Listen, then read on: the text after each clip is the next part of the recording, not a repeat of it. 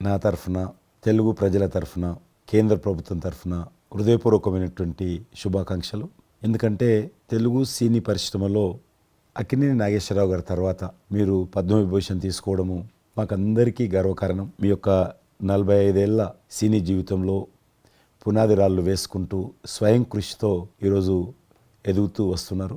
ఎంతో కష్టపడి మీరు ఈ స్థాయికి చేరుకున్నటువంటి మీకు ఈరోజు కేంద్ర ప్రభుత్వం పద్మవిభూషణ్తో సన్మానించడము నిజంగా ప్రతి తెలుగు బిడ్డ గర్వపడాల్సినటువంటి అంశం అని నేను భావిస్తా ఉన్నాను. Thank you so much. Padma Vibhushan వచ్చిన ఈ సందర్భంలో మీరు అభినందించడానికి నా స్నేహితుడిగా, చిరకాల మిత్రుడిగా మీరు రావటం అన్నది నాకు చాలా చాలా సంతోషం, మిక్కిలి ఆనందంగా ఉంది. అండ్ మీ ప్రేమని, మీ అభిమానాన్ని ఆస్వాదిస్తున్నాను. Thank you so much. ఢిల్లీలో రాష్ట్రపతి చేతుల మీదుగా తీసుకుంటున్నారు కాబట్టి మేము దానికంటే ముందే మిమ్మల్ని కలవాలి, అభినందించాలనేటువంటి ఆలోచనతో ఈరోజు మీ దగ్గరికి రావడం జరిగింది. మోస్ట్ వెల్కమ్ అండి. దక్షిణ భారతదేశంలో రజనీకాంత్ గారు కానీ మీరు కానీ ఒక మంచి నైతిక విలువలతో కూడినటువంటి నటులుగా మంచి పేరు తెచ్చుకున్నారు.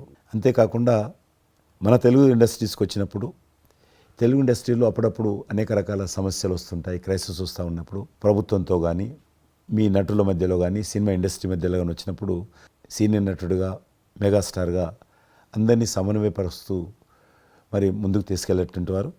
అలాంటి మీరు ఈరోజు మరి పద్మవిభూషణ్ రావడం అనేటువంటిది మరి అందరం సంతోషించాల్సిన అంశం అని నేను భావిస్తా ఉన్నాను. ఈ ఇండస్ట్రీ లేకపోతే మేము లేవండి.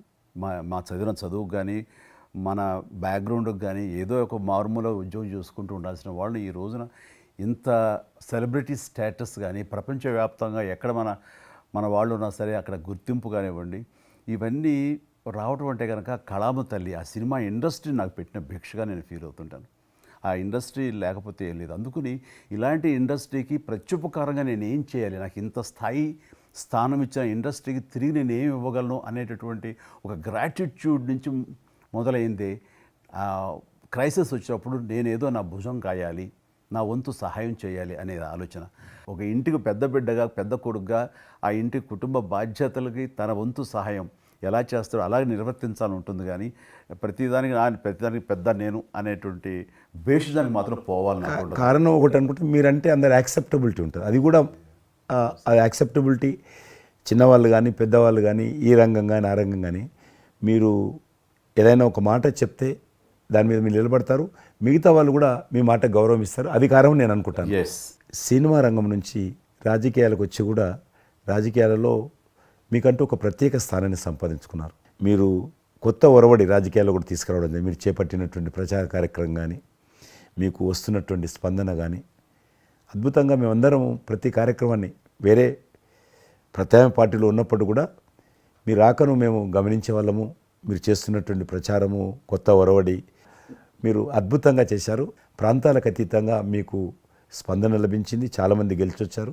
ఒక ఆర్టిస్ట్గా నేను మంచి స్థితిలో ఉన్నప్పుడు రాజకీయాల్లోకి వెళ్ళాల్సినటువంటి ఒక పరిస్థితులు నెలకొన్నాయి.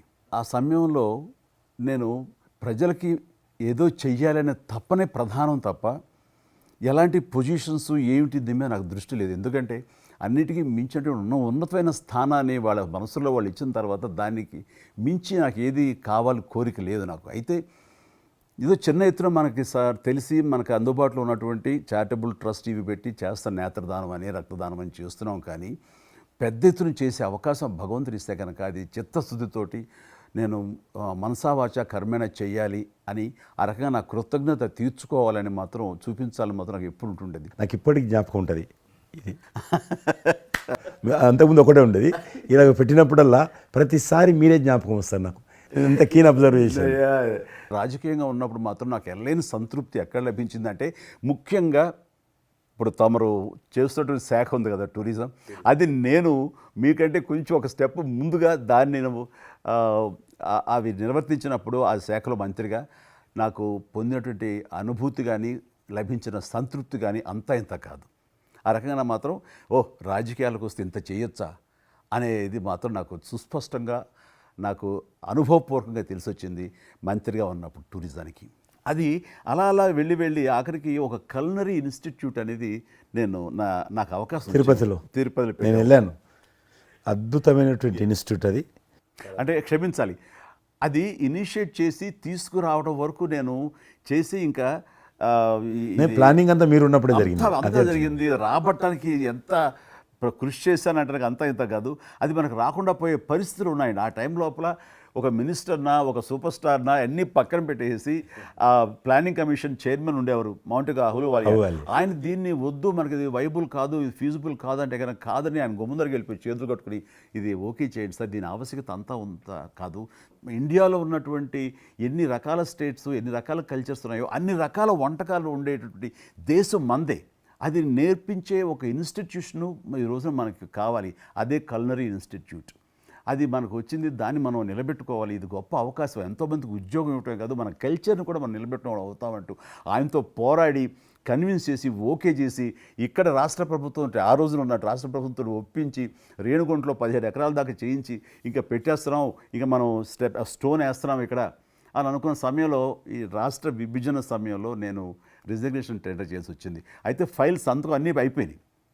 దాని తర్వాత ఇమ్మీడియట్గా వచ్చిన కేంద్ర ప్రభుత్వంగా మీరు దాన్ని ఇంప్లిమెంట్ చేసి ఈరోజు రేణుగుంటలో అది మీరు చాలా అద్భుతంగా ఉన్నదండి. ఇంకా దాన్ని ఈ మధ్యలోనే 2 రోజుల క్రితం ఈ మధ్య నేను మా సెక్రటరీని పంపించాను. మళ్ళీ దాన్ని ఇంకా రిక్రూట్మెంట్ కానీ ఇంకా రీడెవలప్మెంట్ కానీ ఇంకా ఏ రకంగా డెవలప్, ఇప్పుడు ఆల్రెడీ మేము ఎస్వి యూనివర్సిటీతో టైప్ చేసుకుంటున్నాము, టీటీడీ వాళ్ళతో టైప్ చేసుకుంటున్నాము, కొన్ని స్టార్ హోటల్స్తో టైప్ చేసుకుంటున్నాము. ఆ రకంగా ఇంకా మీరు ఏదైతే ఆలోచన ఉండనో మీ ఆలోచన ప్రకారం దాన్ని ముందుకు ముందుకు తీసుకెళ్తాం. మీరు రాజకీయాలు ఉన్నా సినిమా రంగంలో ఉన్నా కూడా కల్మషం లేనటువంటి వ్యక్తి అని నేను భావిస్తాను. ఎవరిని పల్లెత్తు మాట అన్నారు, ఇంట్లో అన్నారు అనుకుంటా, బయట అన్నారు అనుకుంటాను. పార్టీ పెట్టినప్పుడు కూడా ఎవరన్నా అక్కడక్కడ రాజకీయంగా అన్నా కానీ మీరు వ్యక్తిగతంగా అందరూ గౌరవిస్తారు ఈరోజు ఏ పార్టీలు ఉన్నప్పుడు కూడా. నేను అది ముందస్తుగా చూసింది మీలో కిషన్ రెడ్డి గారు. మిమ్మల్ని మనస్ఫూర్తిగా చెప్తున్నాను, అసెంబ్లీలోకి నేను అడుగుపెట్టినప్పుడు నేను కొత్తవాడిని. నా వెనకాల ఆల్రెడీ ఒకసారి ఎమ్మెల్యేగా చేసి రెండోసారి ఎమ్మెల్యేగా ఉన్న కిషన్ రెడ్డి గారు నా పక్క సీట్లో ఉండేవారు. ఇటు పక్క ఇంకొకరు జయప్రకాష్ నారాయణ గారు, ఆయన ఇటు పక్క చంద్రబాబు నాయుడు గారు, మరో పక్కేమో వైఎస్ఆర్ అందరూ ఉండేవాళ్ళు. వీళ్ళందరూ మాట్లాడుతుంటే, వీళ్ళందరూ రాజకీయ ఉద్దండులు మాట్లాడుతుంటే అందరిని చూస్తుండేవాడిని. అక్కడ నాకు వచ్చిన షాక్ ఏంటంటే, ఫస్ట్ ఒకళ్ళు దుయ్యబెట్టుకుంటూ తిట్టుకుంటూ అసలు దుర్భాషలు ఆడుకుంటూ కొట్లాడుకునే పరిస్థితి వస్తూ ఇక ఫినిష్ అయిపోయింది, ఇక ఒకళ్ళు మాట్లాడుకోరు, ఇంకా వీళ్ళు దీర్ఘకాల శత్రువులు వీళ్ళు ఇంకా అనే ఫీలింగ్ వచ్చింది. ఇలా ఉంటుందా అనేది. బట్ దానికి విరుద్ధంగా నేను అసెంబ్లీ అయిపోగానే కారులో నడుచుకెళ్తుంటే ఎవరైతే ఇద్దరు తిట్టుకున్నారో ఒకరొకరు దూషించుకున్నారో వాళ్ళు భుజమే చేసుకుని ఏంది భయ్యా నువ్వు అలా అన్నావు, నువ్వు అనలేదు భయ్యా, అరే నా నాయకుడు చూస్తున్నాడు అనకపోతే బాగుండదని ఇట్లా అంటుంటే నాకు షాక్ తిన్నాను, చాలా ఆశ్చర్యపోయేవాడిని. ఇదే ఇలా ఉంటుందా? మీ సినిమా ఫీల్డ్ కంటే ఎక్కువ నటులు ఉంటారు, మీ సినిమా ఫీల్డ్ కంటే ఎక్కువ నటులు రాజకీయాల్లో ఉంటారేమో అలా అనిపిస్తుంది నాకు. అక్కడ అలాంటి పరిస్థితుల్లో ఒక నిబద్ధతతోటి ఇష్యూ బేస్డ్గా మాట్లాడుతూ తను అనుకున్నవి నిర్దిష్టంగా చెప్పగలిగేటటువంటి నాయకుల్లో మిమ్మల్ని అబ్జర్వ్ చేశాను. మీరు ఎక్కడ ఎవరిని దుర్భాషలాటం నేను చూడలేదు, ఎవరిని పౌరుషంగా మాట్లాడటం చూడలేదు, ఎవరిని ఎద్దేవా చేయడం రెడిక్యూల్ చేయడం నేను చూడలేదు. మీరు ఎంతసేపు ఇష్యూ బేస్డ్గా మాట్లాడేవాళ్ళు, స్ట్రాంగ్ వాయిస్ చేసుకుని మీరు అనుకున్నది అది ఎంత కరెక్టు, ఎలా అన్యాయం జరుగుతుంది అని ఆ ప్రజలకి మద్దతుగా ప్రజల తరపున నిలబడి మాట్లాడిన నాయకుడుగానే మిమ్మల్ని చూశాను. నేను ఇప్పటికీ అలాగనే ఉన్నాను. అవును, మా పార్టీలో ఉన్న కొంతమంది కానీ బయట ఉన్నటువంటి వాళ్ళు కానీ కొంత మీడియా విలేకరులు కానీ నువ్వు ఆ రకంగా మెత్తగుంటే లాభం లేదు, ఇప్పుడు రాజకీయాలలో నువ్వు కూడా పరుషంగా మాట్లాడాలి, వ్యక్తులను చాలా గట్టిగా మాట్లాడాలి అంటారు. కానీ నేను అదే అంటాను, నేను ఇప్పుడు మారలేను, నాకు అవసరం కూడా లేదు, నేను ఇలానే ఉంటాను. నేను గతంలో ఏ రకమైనటువంటి వాజ్పేయి గారు, లాల్ కృష్ణ అద్వానీ గారు, మా తెలంగాణలో మా వి రామారావు గారు, వెంకయ్యనాయుడు గారు, దత్తాత్రేయ, ఇదంతా నాకు నేర్పారు వాళ్ళు. నేను చిన్నగా ఉన్నప్పుడు నా చేయి పట్టుకొని నడిపారు వాళ్ళు. కాబట్టి నేను ఏ రోజు కూడా చిన్న పొరపాటు చేయకూడదు అనేటువంటి దాంట్లో ఉన్నాను. నేను ఎప్పుడన్నా రాస్తారోకో చేసేవాళ్ళం. రాస్తారోకే మాకు వి రామారావు గారిని సిక్కిం గవర్నర్ ఉండే ఎమ్మెల్సీ, ఆయన వెంటనే ఫోన్ చేసేవాడు. నువ్వు ఎక్కడన్నా పోతున్నప్పుడు ఎవరన్నా రాస్తారోకే చేస్తే ఒక 2-3 గంటలు ట్రాఫిక్ జామ్ అయితే నీకెంత బాధ అవుతుంది. కాబట్టి నువ్వు రాజకీయ నాయకుడు అయినంత మాత్రాన రోడ్డు ఆపేసి ప్రజలను ఇబ్బంది పెడితే ప్రజలకు మేలు చేయాలనుకుంటున్నావా, ప్రజలు ఇబ్బంది పెట్టాలనుకుంటున్నావా, ఈ రకంగా ప్రశ్నించేవాడు. నేను ఎవరైనా ముఖ్యమంత్రులది దిష్టిబొమ్మ తగలబెడితే ముఖ్యమంత్రి తగలబెట్టొద్దు, కావాలంటే గవర్నమెంట్ తగలబెట్టు, వ్యక్తి ఆ రకం చిన్న చిన్న విషయాలు నాకు ఫ్యాంటాస్టిక్ సార్. ఈ రోజుల్లో ఎంతమంది ఇలా ఆలోచించే నాయకులు ఉన్నారు, ఎంతమంది స్టేట్స్మెన్లు ఈ రకమైన సలహా ఆ తర్వాత వచ్చే యంగ్ నాయకులకి సలహా ఇచ్చేవాళ్ళు ఉన్నారు.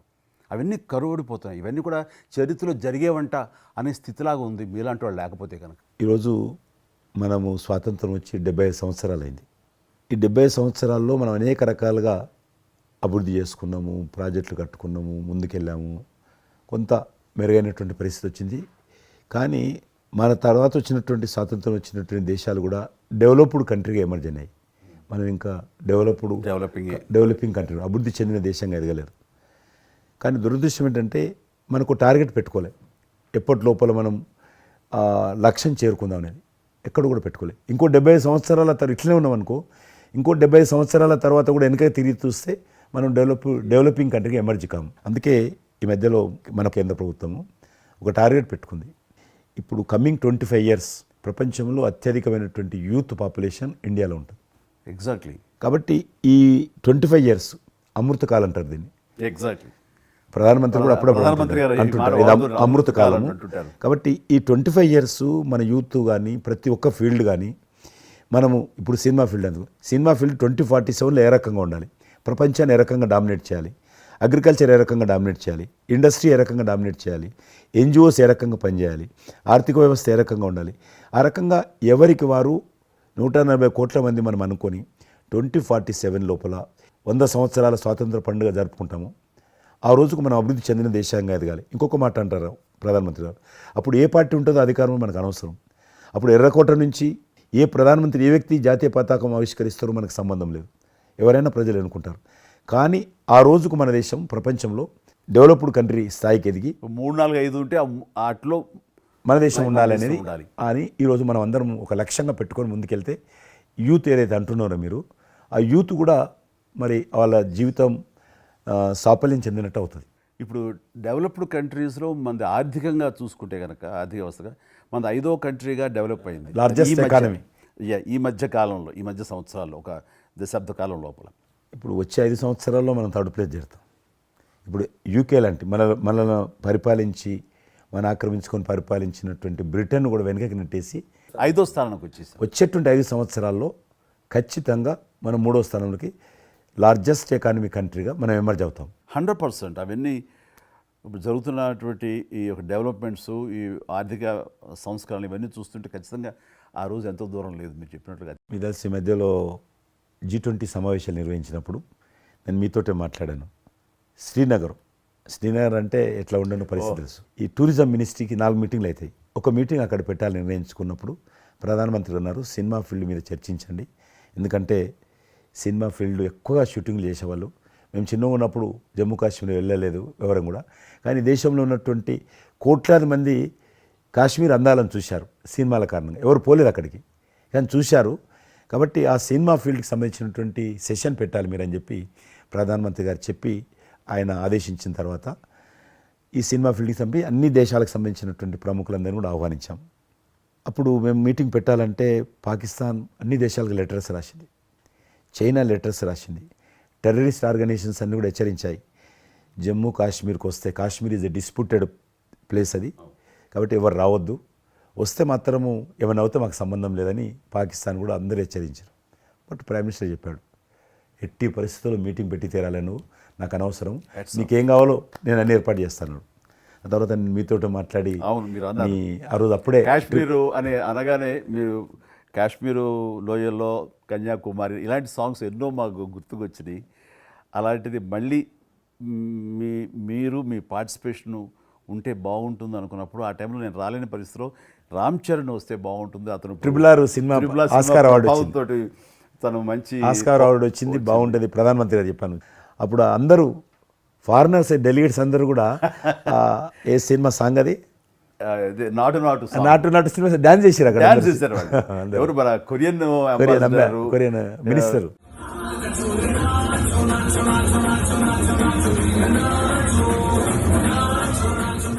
అలాగే ఇంకొక జర్మన్ అంబాసిడర్స్ చాలా మంది కింద మీరు చూసింది కొద్ది మందిని కింద చాలా మంది చేశారు ఆ పాట పెట్టి చేసినప్పుడు. సో ఇప్పుడు మీకు మనవి చేస్తున్నాను, లాస్ట్ 2023లో ఇప్పుడు ఆ ఆర్టికల్ 370 తెలియించిన తర్వాత 23 కానీ 22 కానీ ఆల్మోస్ట్ మోర్ దెన్ 300 పిక్చర్స్ అవి మరి ఓటీటీ సినిమాలు కావచ్చు, టీవీ సీరియల్స్ కావచ్చు, మన సినిమాలు కావచ్చు, కొన్ని బయట దేశాలకు సంబంధించినటువంటి సినిమాలు కూడా ఆల్మోస్ట్ 300 పిక్చర్స్ షూటింగ్ జరిగాయి అక్కడ లాస్ట్ 2 ఇయర్స్లో. మళ్ళీ తిరిగి మీ ప్రభావంతో ఆయన నరేంద్ర మోడీ గారి చొరవతోటి ఇలాగా G20 కల్చర్ ముఖ్యంగా టూరిజం సంబంధించి సినిమాలను ఎంకరేజ్ చేస్తూ మీరు తీసుకున్న చొరవ, అందులో రామ్ చరణ్కి మీరు ఇచ్చేటువంటి ప్రాధాన్యత ఇవన్నీ కలిపినప్పుడు ఫస్ట్ నా వైఫ్ తన ఫ్రెండ్స్ తోటి ఎక్కడికి వెళదాం ఈ హాలిడే అంటే వాళ్ళ ఫ్రెండ్స్ అందరూ కలిపి కాశ్మీర్కి వెళ్ళారు. అన్నిటికీ మించి మన భారత జాతీయ జెండా రెపరెపలాడుతున్నారు. మీకు తెలుసలేదు, మా పార్టీ తరఫున మాకు మురళీ మనోహర్ జోషి గారు ఉండేవారు, పార్టీ అధ్యక్షుడు అద్వానీ గారి తర్వాత. ఆయన కన్యాకుమారి నుంచి కాశ్మీర్ వరకు యాత్ర తీశాం. ఏంటో తెలుసా డిమాండ్? అక్కడ శ్రీనగర్లో జాతీయ పతాకం ఎగరడం, దానికోసం ఉద్యమం. చూడండి, ఒక జెండా ఎగరడం కోసం. ఆడికి మిలిటరీ మధ్యలో, పోలీస్ ఫైరింగ్ల మధ్యలో ఒక జెండా, మేము జమ్మూ కాశ్మీర్ కానీ ఆపేశారు మమ్మల్ని. అక్కడ నుంచి విమానం, మిలిటరీ విమానంలో తీసుకుపోయి ఆయన ఒక్కరిని అక్కడ జెండా ఎగిరినట్టు చేసి మనం తీసుకొచ్చారు.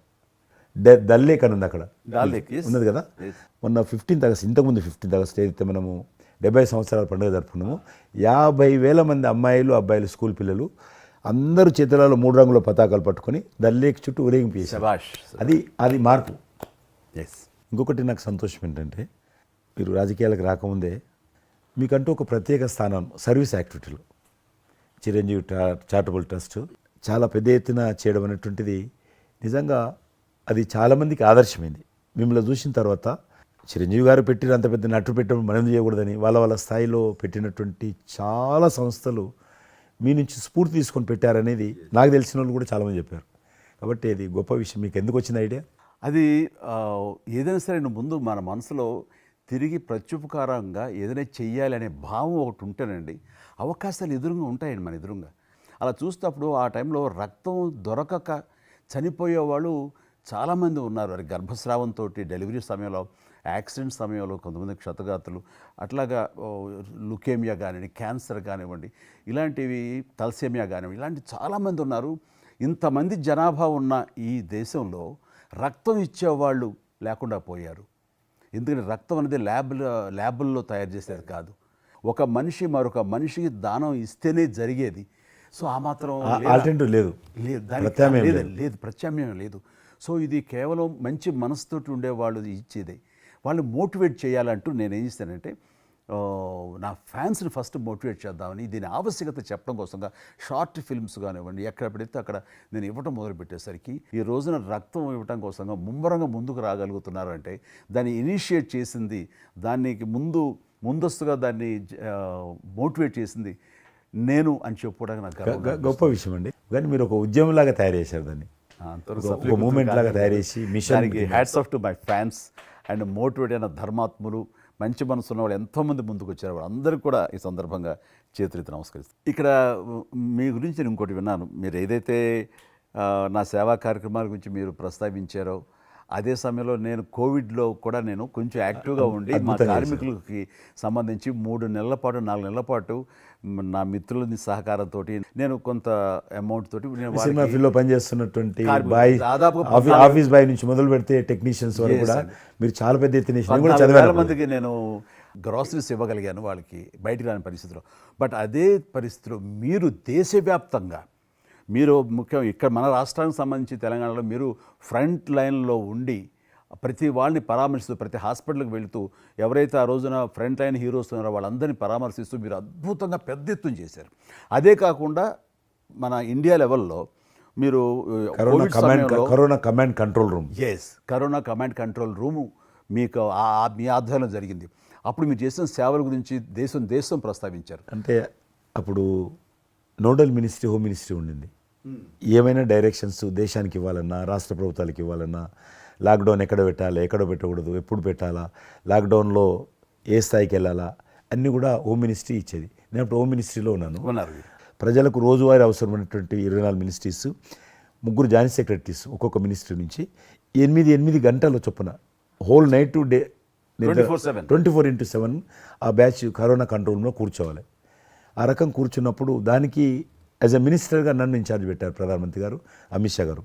చాలా అద్భుతంగా నేను కూడా ఆల్మోస్ట్ 1.5 month ఆఫీసులోనే పడుకున్నాను. మిలిటరీ విమానాలలో ఆక్సిజన్ పంపించాను, మీకు తెలుసు మిలిటరీ విమానాలు. చాలా ఒక విమానం ఢిల్లీ నుంచి ఆక్సిజన్ తీసుకొని వస్తే గ్రీన్ ఛానల్ ద్వారా హైదరాబాద్ సికింద్రాబాద్ స్టేషన్ వచ్చేంత వరకు కూడా ఎక్కడ ఆగకపోయేది. అంత నెట్వర్క్ గ్రీన్ ఛానల్ అంటారు. ఆ రకంగా విమానాల ద్వారా నేను గాంధీ హాస్పిటల్కి ఆల్మోస్ట్ 12 సార్లు పోయాను లోపలికి. ఎవరైతే వెంటిలేటర్ మీద పేషెంట్స్ ఉంటారో నేను బుక్ ఒకటి ప్రింట్ చేశాను. వెంటిలేటర్ మీద పేషెంట్ దగ్గరగా మాట్లాడాను. దేవుడి మీద భారం ఇచ్చి తిరిగాను.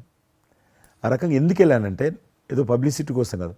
డాక్టర్లు పనిచేస్తున్నారు, ఆడ నర్సులు పనిచేస్తున్నారు, ఆడ శానిటేషన్ సిబ్బంది పనిచేస్తారు, క్లీన్ చేయడం. వాళ్ళు పనిచేస్తున్నప్పుడు మనం వాళ్ళని గాలికి వదిలేసి మీరు పని చేయండి, మేము రాజకీయ నాయకులము, మేము ఇళ్ళల్లో ఉంటాము, మేము రాము అని కూడా దాన్ని బట్టి నేను లోకల్గా ప్రజాప్రతినిధిని, ఎంపీని అని చెప్పి మా ఇంట్లో భయపడుతున్నా, అందరూ భయపడుతున్నా. ప్రెస్ వాళ్ళందరూ వచ్చేవాళ్ళు. ప్రెస్ వాళ్ళందరినీ గేట్ కాడ బయట మెయిన్ గేట్ కాడ ఆపాడు. ఇక నేను పోయేవాడిని, మొత్తం చూసేవాడిని. ఆ సూపరింటెండెంట్ కూడా నాతో పాటు లోపలికి వచ్చేవాడు ధైర్యం చేసి నేను వెళ్ళినప్పుడు. ఆ రకంగా పూజారులు ఉంటారు దేవాలయాలలో. పూజారులు కూడా చాలా పేదవాళ్ళు ఉంటారు, మీకు తెలుసు. వాళ్ళకు దేవాలయాన్ని క్లోజ్ అయినాయి కదా. ఆ టైంలో పూజారులు అందరికీ గ్రాసరీస్ పంపించడము, మీలాంటి వాళ్ళ దగ్గర పెద్దవాళ్ళ దగ్గర సాయం తీసుకొని మా కార్యకర్తలకు పంపించడము, పోలీస్ స్టేషన్లో పోలీసుకు పంపించడము, హోంగార్డ్స్ పంపించడము. ఈ రకంగా నేను కూడా కొద్దిగా గొప్ప చేశాను. ఇక్కడ మా వాళ్ళతోటి కలిసి నా కాన్స్టిట్యున్సీ చూసి ఈవెన్ నా పార్టీలో ఉన్నటువంటి నాకు పనిచేసినటువంటి పేద కుటుంబాల కార్యకర్తలకు కూడా గ్రాసరీస్ పంపించాను నేను. ఆ రకంగా కూడా వర్కౌట్ చేశాను. మీ కుటుంబంలో కూడా చాలామంది మీకు బంధువులు సినిమాలు వచ్చారు. అందులో ఇద్దరు ప్రముఖంగా మీ అబ్బాయి చరణ్ గారు కావచ్చు, మీ సోదరుడు పవన్ కళ్యాణ్ గారు కావచ్చు. వాళ్ళిద్దరిట్లో మీకు నచ్చిన సినిమా ఏముంటుంది? పవన్ కళ్యాణ్ సినిమాల్లో నాకు తొలి ప్రేమ ఒకటి చాలా ఇష్టం, బద్రీ ఇష్టం, అలాగే జల్సా అనే ఇంకో సినిమా, అత్తారింటికి దారేదైతే చాలా అవి తను చేసినవి సినిమాలైనా అన్నీ కూడాను అద్భుతమైన సినిమాలు, 1-2 తప్ప. అండ్ చరణ్ రెండో సినిమా మగధీర నభూత నా భవిష్యత్. మీరు అసెంబ్లీలో నాకు వచ్చి చెప్పారు, ఏది మగధీర రిలీజ్ అయిన రోజు ఉన్నారు, మీరు జ్ఞాపకం ఉందో లేదో మీకు? కరెక్టే కదా, మీరు షేర్ చేశారు. చాలా బాగా నడుస్తుంది మా అబ్బాయిది, మంచి అదే టైం మీరు అసెంబ్లీలో కూడా చెప్పారు మాకు, మామూలుగా మాట్లాడుతున్నారు. మగధీర చాలా అద్భుతంగా వచ్చింది, చిరంజీవి అని మీరు ఎంత సంతోషపడిపోయారో. మీకు రాజకీయంగా మీ తదనంతరం లేదా మీతో పాటు మీ బంధుగణంలో కానీ మీ బంధువులో కానీ మీరు ఎంకరేజ్ చేసిన మీ శిష్య వర్గంలో కానీ ఎవరైనా ఉన్నారా? అంటే నేను మా కుటుంబం నుంచి ఎవరిని ప్రోత్సహించలేను. ఎవరన్నా ఇష్టం ఉంటే వాళ్ళు రావాలి ఫ్యూచర్లో, నేను ప్రోత్సహించలే ఎవరిని కూడా. నాకు పార్టీలో గ్రూప్ అంటూ లేదు, అందరూ పార్టీ కార్యకర్తలందరూ నా గ్రూపే, పార్టీయే నా జెండా. ఆ రకంగా నేను ఎవరిని వ్యక్తిగతంగా నా మనిషిని ప్రోత్సహించుకోవడము లేకపోతే మా కుటుంబ సభ్యులను ప్రోత్సహించడం అనేటువంటిది, ఎవరైనా రాజకీయాలు అంటే వాళ్ళ స్వేచ్ఛ, మనం బలవంతంగా తీసుకొచ్చి నిలబెట్టారు అనేది నేను జనాలు కూడా అనుకోలేదు ఇప్పటివరకు అయితే. ఈ ఫ్యూచర్ ఏమైతే చెప్పలేను ఇప్పటికైతే.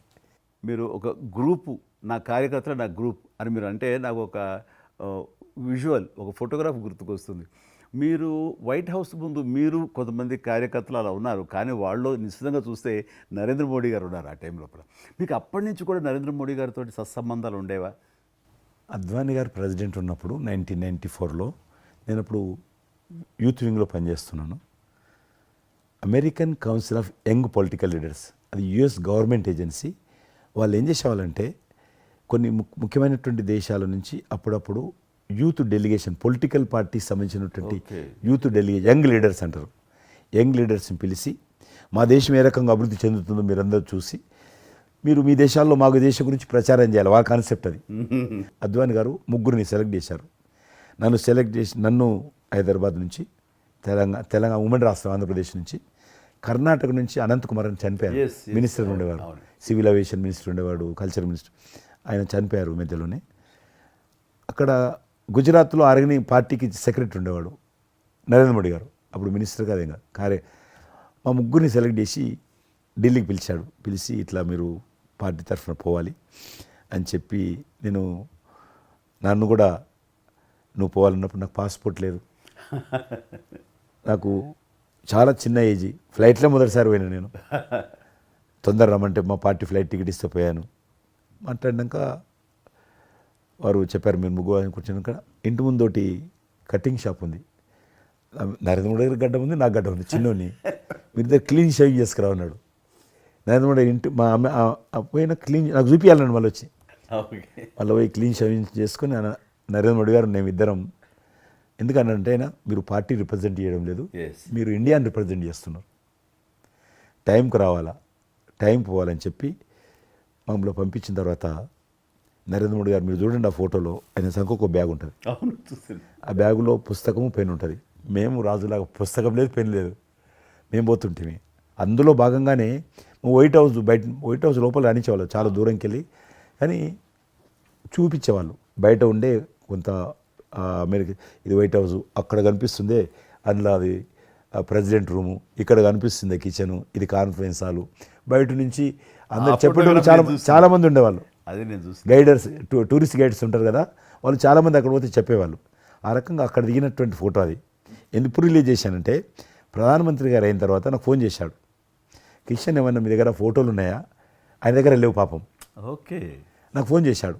నేను ఎమ్మెల్యే క్వార్టర్స్లో అవన్నీ ఫోటోలు తీసినాక ఇంత కట్ట ఉండే కానీ అన్నీ అంటుకొని ఒకటి మనకు తెలియదు కదా, మొత్తం పాడైపోయినాయి. 8 ఫోటోలు దొరికినాయి. అందులో ఏదో ఒకటి దొరికింది, బోటు థమ్స్అప్ తాగుతూ, అప్పుడు థమ్స్అప్ తాగొద్దని కూడా తెలియదు, ఇది మల్టీనేషనల్ కంపెనీ అటువంటి ఏం లేదు అప్పుడు. బోట్ నడిపిస్తున్న ఫోటో, ఇవన్నీ కూడా కొన్ని దొరికితే పంపించాను.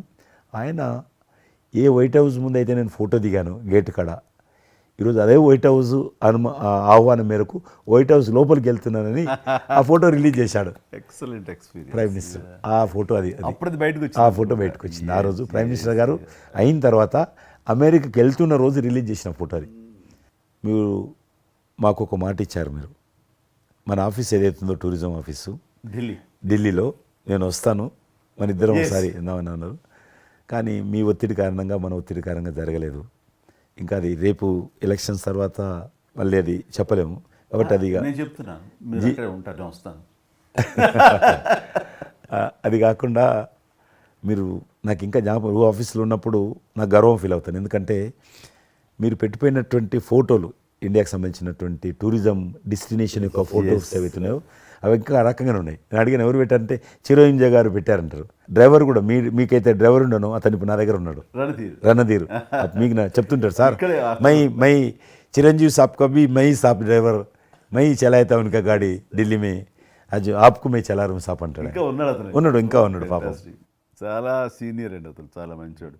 మన ఉమ్మడి ఆంధ్రప్రదేశ్ ఉన్నప్పుడు మనం ఇండియాలోనే మనమే ఆరోగ్యశ్రీని ప్రారంభించామన్నది నాకు తెలిసినటువంటి వాస్తవం. ఆ తర్వాత మిగతా రాష్ట్రాలు కూడా వ్యాపించింది అనేది చాలా ఇది. అలాంటి ఆరోగ్యశ్రీకి కిషన్ రెడ్డి గారే ఆద్యులు, అంకురార్పణ చేసిన వాళ్ళు అని బయట బాగా వినికిడి ఉంది. ఆ తర్వాత ప్రభుత్వాలు పికప్ చేసాయి. అది ఎందుకు, ఎలాగా, అది మీరు ఎట్లా ఇనిషియేట్ చేశారు ఆరోగ్యశ్రీ అనేది?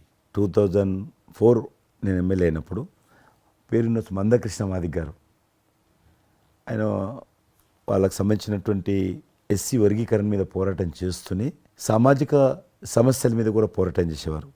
దివ్యాంగులకు పెన్షన్ పెంచాలని ఆయన తిరుగుతున్నప్పుడు ఈ అనేక జిల్లాలలో గుండె జబ్బులు ఉన్నటువంటి పిల్లలు జన్మించేవాళ్ళు. వాళ్ళకు ఆ రోజు ఒక ఆపరేషన్ చేయాలంటే 10 లక్షలు, 12 లక్షలు, 13 లక్షలు అయ్యేది. పేదవాళ్ళకి అది అవకాశం ఉండేది కాదు. చాలామంది చనిపోయేవాళ్ళు కూడా. అప్పుడు రాజశేఖర రెడ్డి గారు ముఖ్యమంత్రిగా ఉన్నారు. మేము ట్యాంక్ బండ్ కింద అంబేద్కర్ భవనం ఉంది, అక్కడ మీటింగ్ పెట్టుకున్నాము. ఒక 3000 మంది పసిపిల్లలు వాళ్ళ తల్లిదండ్రులు వచ్చారు. మీటింగ్ అయినాక ఆ మీటింగ్లోనే ఒక అబ్బాయి చనిపోయాడు. ఇప్పుడు ఏం చేయాలి సేమ్ అబ్బాయి అంతే వచ్చాడు, చిన్న పసిబాబు అందే వచ్చాడు, అబ్బాయి చనిపోయాడు. మేము ఏం చేసినాం, నేను మందకృష్ణ గారు కలిసి, నేను కూడా ఉద్యమానికి వెళ్ళాను. ఆ అబ్బాయి డెడ్ బాడీ పట్టుకొని అంబేద్కర్ ట్యాంక్ బండ్ నుంచి అంబేద్కర్ విగ్రహం దగ్గరకు వచ్చాం. మాతో పాటు ఆ పసిపిల్లలందరినీ తీసుకొచ్చాం, 3000 మంది పసిపిల్లలు. అంబేద్కర్ విగ్రహం ట్యాంక్ బండ్ దగ్గర అంబేద్కర్ విగ్రహం మొత్తం ఆ పిల్లలు వాళ్ళ తల్లిదండ్రులు కూర్చున్నాం, డెడ్ బాడీ పెట్టుకొని కూర్చున్నాం. ఎట్టి పరిస్థితుల్లో రాష్ట్ర ప్రభుత్వం వీళ్ళందరికీ కూడా ఉచితంగా చిన్నపిల్లలందరూ కూడా ఆపరేషన్ చేయించాలి, ప్రైవేట్ హాస్పిటల్లో కానీ ఎక్కడైనా వాళ్ళ ఇష్టం చేయించాలి, వీళ్ళ ప్రాణాలు కాపాడాలని డిమాండ్ తోటి కూర్చున్నాం. 11 గంటలకు కూర్చున్న తర్వాత రాజశేఖర రెడ్డి గారు దురదృష్టం ఆ రోజు ఢిల్లీకి వెళ్ళిపోయాడు. ఢిల్లీలో ఉన్నాడు. బట్ ఢిల్లీ నుంచే ఫోన్లో మాట్లాడాడు ఆయన.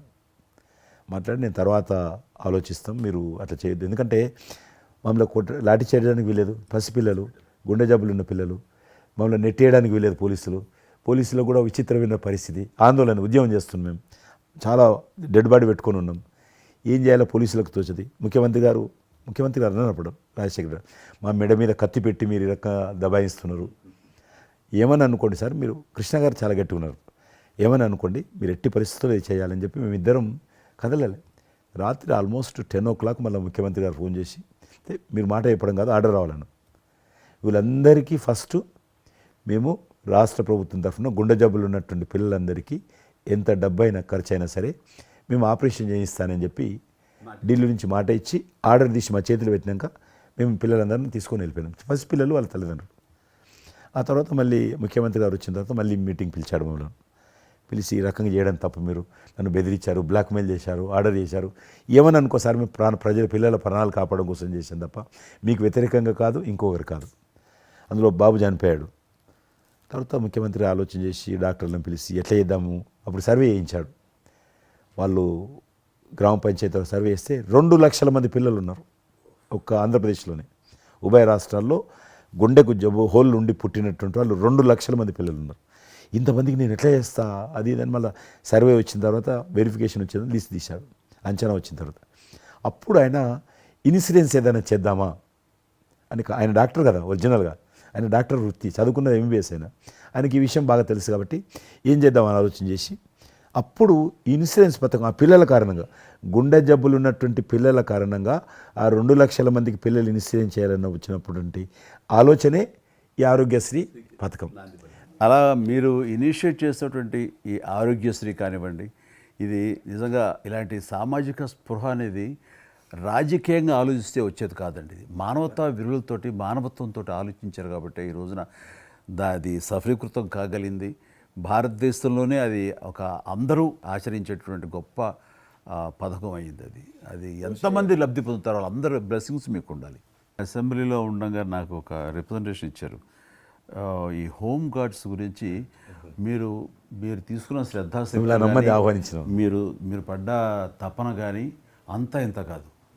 అండ్ అది మీరు ఈ రోజున వాళ్ళకి ఏదైనా లబ్ధి చేకూరిందంటే దానికి కూడా నాంది పలికిన వాడు కిషన్ రెడ్డి గారు. 3,000 జీతం ఉండే సార్ వాళ్ళకు కుటుంబము.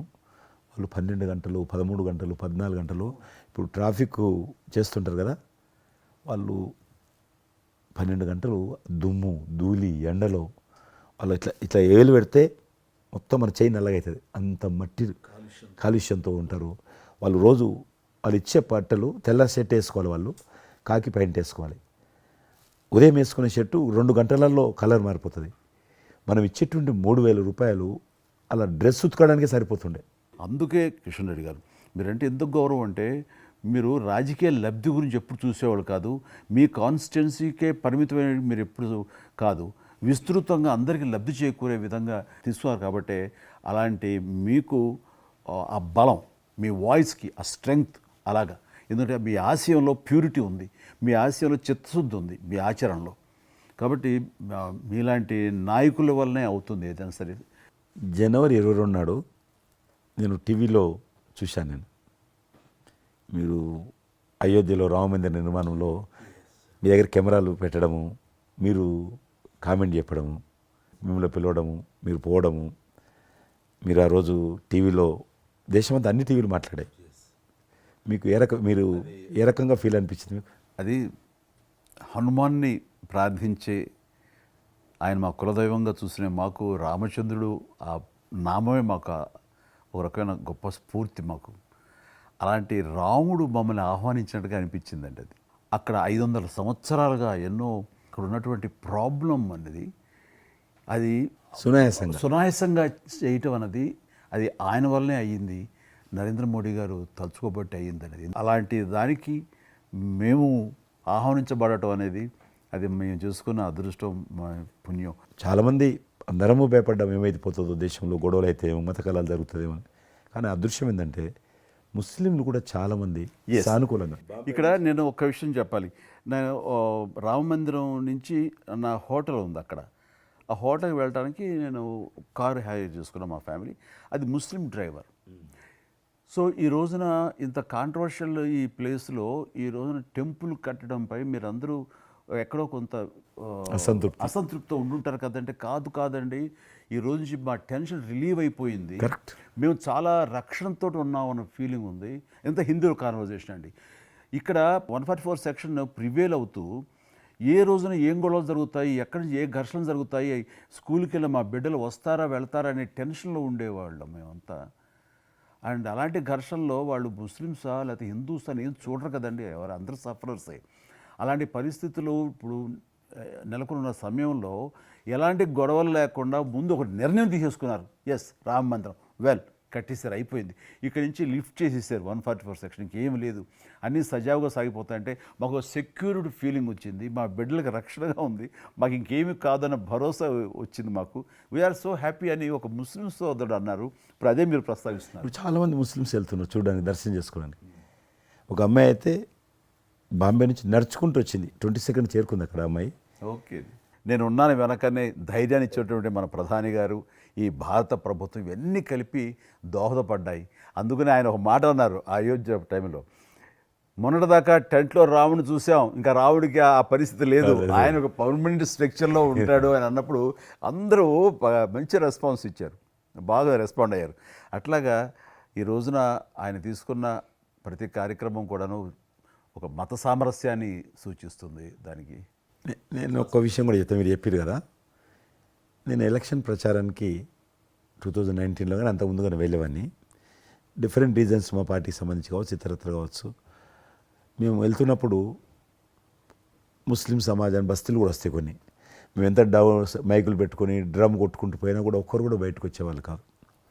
ఇప్పుడు పరిస్థితి త్రిపుల్ తలాక్ అని ఒకటి ఉండేది, అది ముస్లింలో ఒక సాంప్రదాయం. అది ఏదైనా భర్త కోపం వచ్చినా 3 సార్లు తలాక్ అంటే ఆడబిడ్డ ఇంటి నుంచి వెళ్ళిపోవాలి.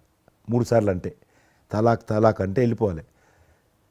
అయితే దాన్ని మోడీ గారు త్రిపుల్ తలాక్ సిస్టాన్ని చట్టం చేసి ఇది చేయడానికి వీల్లేదు, ముస్లిం మహిళలకు కూడా హక్కులు ఉంటాయి అని చెప్పి ఆయన చేశాడు. అప్పుడు కూడా చాలామంది భయపెట్టించారు, మత కళాలు జరుగుతాయి, అట్లా వేయొద్దు, నువ్వు ముస్లిం పర్సనల్ విషయాల్లో మీరు జోక్యం చేసుకుంటున్నారంటే ఆయన చాలా వివరంగా చెప్పాడు.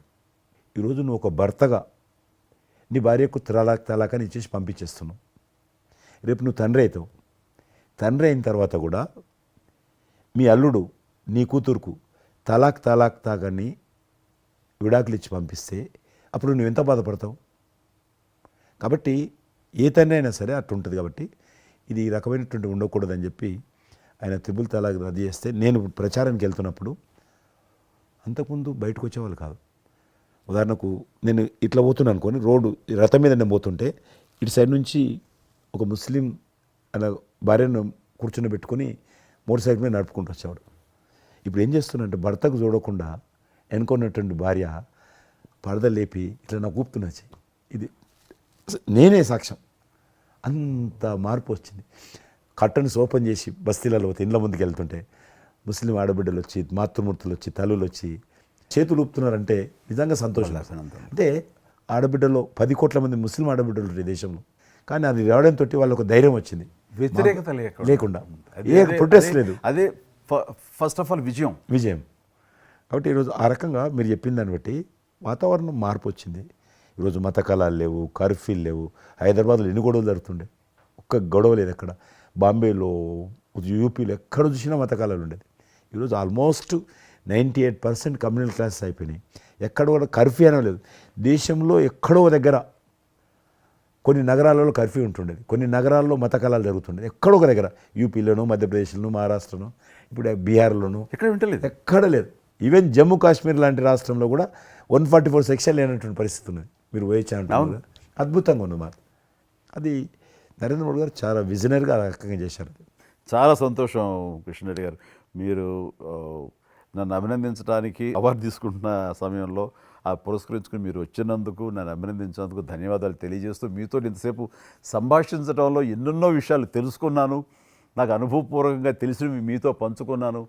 అండ్ మీలాంటి నాయకులు రావాలి, ఉండాలి, మరి ఎంతోమందికి ఇన్స్పిరేషన్గా ఉండాలి.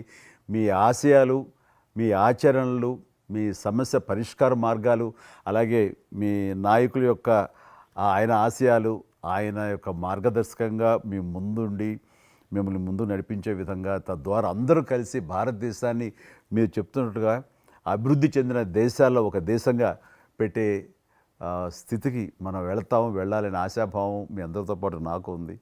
అండ్ మరొకసారి మీకు ధన్యవాదాలు. తప్పకుండా మీరు జీవితంలో ఇంకా మరెన్నో మెట్లెక్కాలి, ఇంకా మీకు మంచి భవిష్యత్తు ఉంది.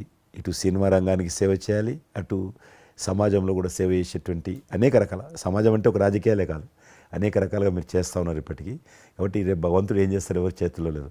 కాబట్టి మీరు నిండా నూరేళ్ళు ఉండి ఈ దేశానికి, ఈ ప్రజలకు సేవ చేయాలని నేను మనస్ఫూర్తిగా కోరుకుంటూ మరొకసారి పద్మవిభూషణ్ అందుకుంటున్న సందర్భంగా మీరు నా హృదయపూర్వకమైనటువంటి శుభాకాంక్షలు. Thank you. అలాగే మీకు ఈ ఎన్నికలు విజయవంతం కావాలని మనస్ఫూర్తిగా కోరుకుంటూ, ఖచ్చితంగా మీరు మళ్ళీ ఏ మినిస్ట్రీలో ఉంటారో, ఎక్కడ ఉంటారో అన్నది నాకు మన చేతుల్లో లేదు. తెలుస్తుంది.